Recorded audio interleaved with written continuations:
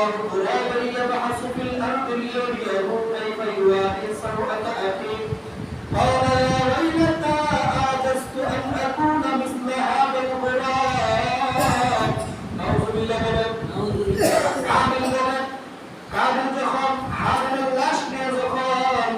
এই লাশের দ্বিধাদ্বন্দ্বের ভিতরে পড়ে যায় কিভাবে এই লাশটাকে আত্মগোপন করবে এখান থেকে তো পচা এবং দুর্গন্ধ শুরু হয়ে যাবে কাবিল যখন এইভাবে চিন্তা বিকেল করবে মাথায় নাম ধরতেছে না এমন সময় একটা কাক আইসার একটা মৃত কাক একটা মৃত কাকটা একটা কাক আইসা তার ভ্রুক দিয়া হাসপাইয়া ভিতরে জঙ্গলের ভিতরে নিয়ে যায়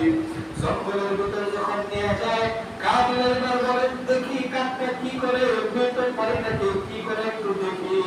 কাবিলের বাপ সে কাকের পিছনে দৌড়াইতে শুরু করে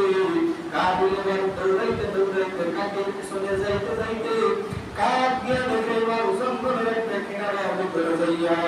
কাক তার পা দিয়া খুঁড়াইয়া খুঁড়াইয়া বালুগুলোকে সরাইয়া মাটিটাকে দগ্ধ করতেছে এইবার কাবিল সেই দৃশ্য দেখে এবার সেই কাক কাকটাকে গর্তের ভিতর ফেলাইয়া এইবার উপর দিয়ে মাটি যখন চাপা দিয়া দিল কাবিল এবার বলেন আমি আমার ভাইকে আমি হত্যা করলাম আবার সাল্লাল্লাহু আলাইহি ওয়াসাল্লাম আল-দুলিয়াহু কাইফা ইওয়ারি সাওয়াতা আখি قال يا ويلتى أعجزت أن أكون مثل هذا الغراب فأواري سوءة أخي কাবিল বলেন কি কাকের থেকে অদম হয়ে গেলাম কাবিল বলেন কি কাকের থেকে অদম হয়ে গেলাম কাকটা আমার থেকে দাঁড়িয়ে বসে আমি আমার ভাইকে হত্যা করে ফেললাম আমি আমার ভাইয়ের লাশটা কিভাবে দাফন করব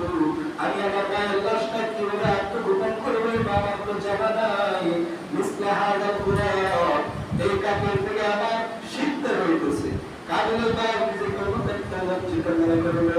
কাবিলের ভাই তার ভাই হাবিলকে মাটি খনন করিয়া সেখানে মাটির মধ্যে উপর দিয়ে মাটি দিয়ে চাপা দিয়ে দাফন দিয়ে দিল সেখান থেকে পৃথিবীর সর্বপ্রথম দাফনের সিস্টেম চালু শুরু হয় আল্লাহ রব্বুল আলামিন বলেন হে আল্লাহর বান্দার হিম্মত পয়গম্বর বলেন ও পয়গম্বর নবী আমার রব্বুল আলামিন নামে আলামিন হাত কাবিল এবং হাবিলের বর্ণনা বিস্তারিত করে আপনার উম্মতের মধ্যে আপনি তাকররা করেন